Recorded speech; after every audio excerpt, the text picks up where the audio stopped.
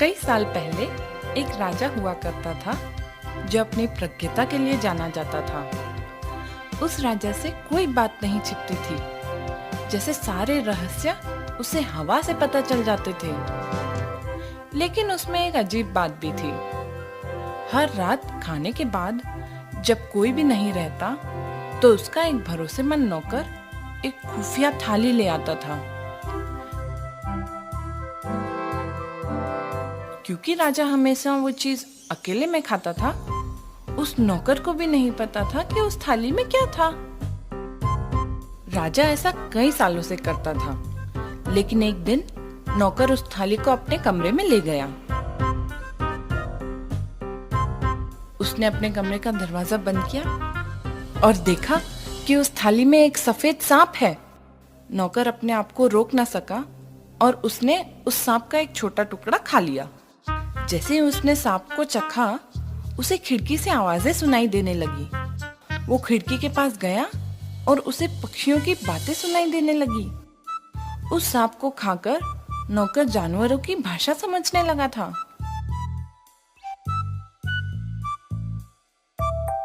अब ऐसा हुआ कि उसी दिन रानी की सबसे सुंदर अंगूठी खो गई और सब उस भरोसेमंद नौकर पर शक करने लगे, क्योंकि सिर्फ एक वही था जिसे पूरे महल में हर जगह जाने की अनुमति थी।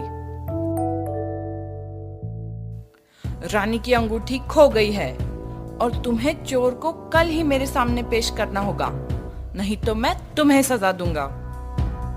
नौकर बहुत घबरा गया और वो अपने आंगन में इधर उधर घूमते हुए सोच रहा था कि इस मुश्किल से कैसे निकला जाए।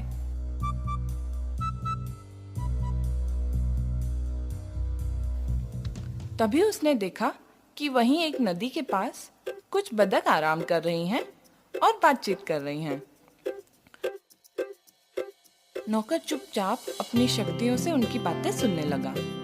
मेरा पेट बहुत भारी हो गया है। जब मैं रानी की खिड़की के बाहर दाना चुग रही थी तो जल्दी में मैंने वहां पड़ी अंगूठी भी खा ली।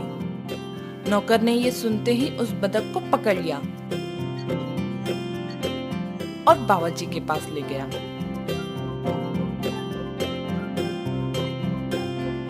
ये एक बहुत ही बढ़िया बतख है, इसे पका दो। ठीक है जनाब, ये बतख तो पकने के लिए तैयार है।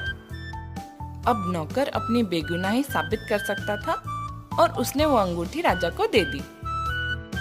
राजा को अपने नौकर पर शक करने का बहुत अफसोस हुआ और उसने नौकर को इनाम देने की ठान ली।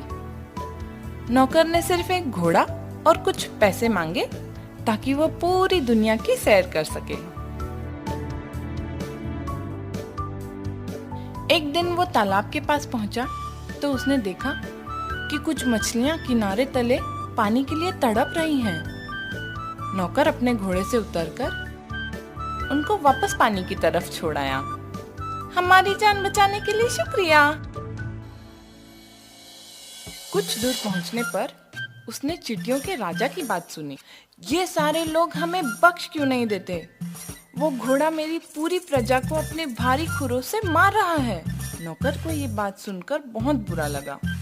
उसने एक दूसरा रास्ता चुना ताकि कोई भी चींटी को चोट न पहुंचे। शुक्रिया मेरे दोस्त। आगे जाकर नौकर को एक जंगल मिला जहां उसने देखा कि दो कौवे अपने बच्चों को घोंसले से बाहर फेंक रहे थे। निकल जाओ हमारे घोंसले से, अब तुम इतने बड़े हो गए हो कि अपना पेट खुद पाल सको। लेकिन वो नन्हे कौवे अपने पर फड़फड़ाते हुए नीचे गिर गए और रोने लगे। हम तो उड़ भी नहीं सकते, अब हम यही भूख से मर जाएंगे। उस नौकर से ये देखा ना गया और उसने अपने घोड़े को मारकर उन चूजों का पेट भरा। हम तुम्हें हमेशा याद रखेंगे दोस्त। अब नौकर पैदल चलकर एक शहर पहुंचा जो बहुत भीड़ और शोर से भरा हुआ था। वहां उसने देखा कि एक आदमी घोड़े पर सवार चीख रहा है। राजा अपनी बेटी के लिए एक राजकुमार की तलाश में है, लेकिन राजकुमारी का हाथ मांगने से पहले एक कठिन परीक्षा पार करनी होगी और जो ये परीक्षा पार नहीं कर पाएगा वो अपनी जान खो बैठेगा। कई लोग प्रयास कर चुके थे लेकिन कोई भी कामयाब नहीं हो पाया था। राजकुमारी को देखते ही नौकर सारा खतरा भूल के राजा के पास परीक्षा देने पहुंच गया। नौकर को समुंदर पार ले गए और एक सोने की अंगूठी समुंदर में फेंक दी गई। जब तक तुम उस अंगूठी को बाहर नहीं ले आते, तब तक तुम्हें हम समुंदर में फेंकते रहेंगे। सभी लोग उस नौकर की हालत पर बहुत दुखी हुए और उसे समुंदर किनारे अकेला छोड़कर चले गए। नौकर किनारे पर खड़े होकर सोच रहा था कि अब क्या किया जाए। तभी उसने देखा कि 3 मछलियां उसकी ओर आ रही हैं। ये वही मछलियां थी जिनकी जान उस नौकर ने बचाई थी।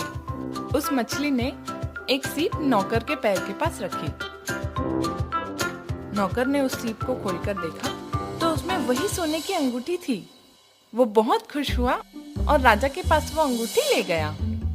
लेकिन जब राजकुमारी ने देखा कि उसका होने वाला पति कोई राजकुमार नहीं बल्कि एक नौकर है, तो उसने एक और परीक्षा उस नौकर के लिए रखी। राजकुमारी ने खुद बगीचे में ढेरों बाजरे के बीज फैला दिए। कल तक सारे बीज जमा हो जाने चाहिए और एक भी बीज बगीचे में नहीं बचना चाहिए। नौकर वहीं बगीचे में बैठ गया और ये सोचने लगा कि इस परीक्षा को वो कैसे पार करेगा। इस दुख में वो वही रात भर बैठा रहा और सुबह का इंतजार करने लगा जब राजा उसे मार देंगे। लेकिन सुबह होते ही उसने देखा कि सारे बीज इकट्ठा होकर एक थैले में भरे हुए हैं। चींटियों के राजा ने अपनी पूरी प्रजा के साथ रात में सारे बीज उठा लिए थे। राजकुमारी ने देखा कि नौकर ने अपनी परीक्षा पार कर ली है, लेकिन फिर भी राजकुमारी संतुष्ट नहीं थी। जब तक तुम मेरे लिए जीवन के पेड़ से एक सेब नहीं ले आते, तब तक मैं तुमसे शादी नहीं करूंगी। नौकर को ऐसे पेड़ के बारे में कोई जानकारी नहीं थी, लेकिन फिर भी वह निकल पड़ा। कई दूर चलने पर, कई राज्य पार करने पर वो थक के एक पेड़ के नीचे सो गया। लेकिन अचानक उस पेड़ की शाखें हिलने लगी और एक सुनहरा सेब उसके हाथ में आ गिरा। तभी उसके पास 3 कौवे आए और उन्होंने कहा, हम वही नन्हे चूजे हैं जिनकी जान तुमने बचाई थी। जब हमें पता चला कि तुम्हें सुनहरे सेब की खोज है, तो हम जीवन के पेड़ से ये सेब तुम्हारे लिए ले आए। नौकर खुशी से फूला न समाया और वो सेब उसने राजकुमारी को दिया। राजकुमारी और नौकर दोनों ने मिलकर वो सेब खाया, जिससे राजकुमारी के मन में नौकर के लिए प्रेम जाग उठा। दोनों ने अपार खुशियों के साथ अपना जीवन व्यतीत किया।